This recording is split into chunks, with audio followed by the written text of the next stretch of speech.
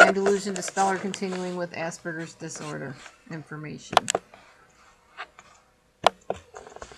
Person with Asperger may have some types of tics. They may swing their arms in certain ways, or clap, or pick at their fingernails, things like that. They tend to lack inhibition, so therefore they are not good people to tell secrets to, because they may at some point blurt out things that you tell them in an inappropriate situation or to the wrong type of person. So they will share information that is meant to be kept confidential. They often lose friends very suddenly and easily. They tend to monopolize conversations. They will often interrupt people in conversations. They don't understand etiquette in communication. They will often take a conversation and turn it back onto themselves. So they are seen as often narcissistic and self-centered. They can sometimes feel controlling, like of other people. They act overzealous. They obsess about someone that they want to be in a relationship with, to the point that it really overwhelms the other person. I know a certain person that had a relationship with somebody a long, long time ago, and when she was in contact with this person, they remembered every detail of that past relationship from like years and years ago. And to this person, they thought, oh, that means they're so in love with me, they're so connected to me, they still care. And yet the Asperger's person just simply has a phenomenal memory. I can't say whether this person cared about her or not, but from the looks of it, this person is just very robotic in their responses towards this individual.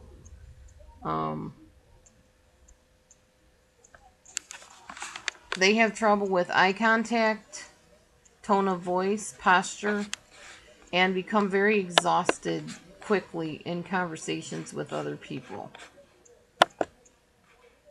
They like a lot of solitude sometimes. Just a second, I kind of lost my place here.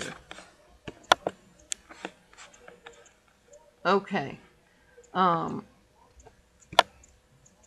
They analyze everyone and everything constantly. They're big analyzers. They got to figure out, why does this happen, and why did that make that happen? And, you know, I think they're kind of like, why is the sky blue, Mommy? Well, because God made it that way. Well, why did God make it that way? Well, just because he's God. Well, how did he get to be God? I mean, they're never happy with the answer you give them. They keep digging deeper and deeper. They want to know the answers for the answers you give them. They learned how to interact in communication with people by watching other people do it and by reading books about it. They practice their actions that they're going to perform with a person in a situation before they even get to that person. They'll rehearse it over and over again in their mind to see exactly what they should say, what they should do, and what the other person might say or do. They want to get everything just so. They're very distracted by background noises sometimes. They continually hear talking in their mind telling them how to do things and what to do it and what steps to take. They have a very odd sense of humor. They don't get normal jokes. They don't understand them. They have trouble with taking turns with other people. They prefer to stay at home and not be with other people, nor to be on the phone with them at times either. They often will feel invaded by an unexpected visitor.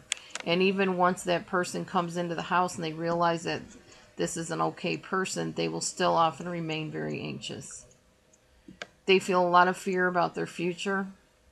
They know, if they know they have to be with people, they start becoming very panicked as soon as they start thinking about it. And it will last all day when they're until they're with that person, and even then. They can feel very uneasy in crowded places. They have very vivid, intricate dreams that can cause anxiety. They're very tuned in to what people are feeling. They don't handle criticism well. They want to just fit in and be understood. They feel abnormal. They see their limitations. They want to change. They want to be different. They want to fit in. They're very protective of animals and people that are having problems. They tend to be very codependent, big-time caretakers. They will adapt to anything to avoid being criticized and feeling hurt from being criticized. They will change their behaviors and choices based on reactions of other people or the situation that they're in. They have no regard or little regard for hygiene or appearance until somebody addresses it with them and says, you know, you really need to shower, you need to wear deodorant, you need to brush your hair once in a while. They can sound very young for their age. They often have trouble recognizing people or remembering faces. They can often put too much trust in people. Their feelings can be unpredictable and not make a whole lot of sense. They can be very confused by appointment dates and times and expect certain actions to produce certain results and become very upset when they don't.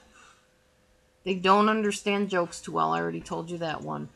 They tend to only relate to extreme feelings. So if somebody's extremely happy and jumping around, they know that that person's happy. But if they're just smirking, they might not get the fact that the person is happy or content.